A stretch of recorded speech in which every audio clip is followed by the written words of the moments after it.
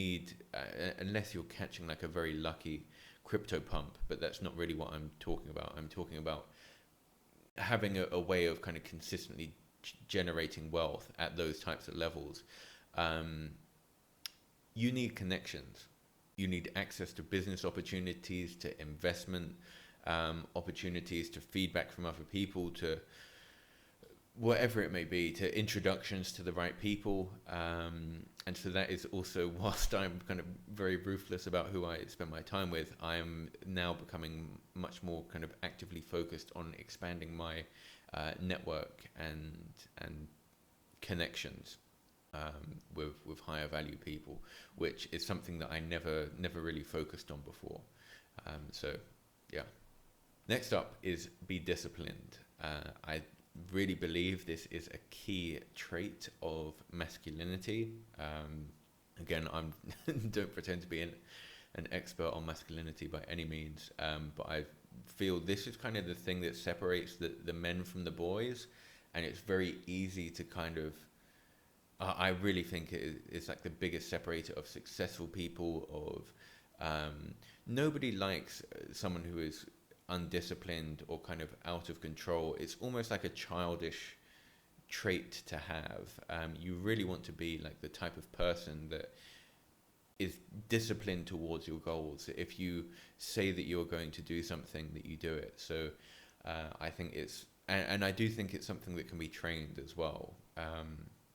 So it's something that I kind of constantly push myself to be more disciplined, and particularly I will play kind of mind games with myself, where if my brain is telling me I don't feel like going to the gym, I kind of have to make myself go to the gym even longer than I normally would. You know, I will add on extra sets, or like add on abs at the end, or whatever it is. But again, I seem to be using a lot of health examples in this video. The same applies to work. Like if I don't feel like doing something, and it's kind of ironic. I'll go off on a side tangent here now, but it's kind of ironic that people feel that when you kind of make money, you have freedom, you can kind of do what you want, and you definitely can. However, I would say, as I have made more, because you haven't got a boss, you're kind of free to, you can do whatever you want, which is both a blessing and a curse.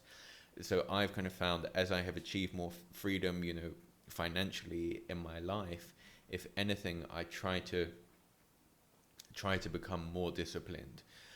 Just because I feel like going out and driving in a sports car all day, I shouldn't do that, because it's not productive to my kind of overall goals in life. As much as it's something fun to do, and I do it and I enjoy doing it, I don't sit around just having fun every day. In fact, probably 10% of my time, maybe less, is spent just on pure in pleasure and kind of enjoyment of life. In fact, less than 10%, which maybe I should recalibrate that number. A final point that I'll leave you on is that negatives can be turned into positives. And I think this is just, again, like an interesting mindset to have, and this falls into a lot of different areas. You know, fixed mindset versus growth mindset. Someone who encounters a problem and they're not able to solve it, they either feel that they can build themselves up into the person, acquire the skills to overcome it, or some people will just shy away from the problem altogether and never come back to it. And they are the type of people who never really develop and grow in life.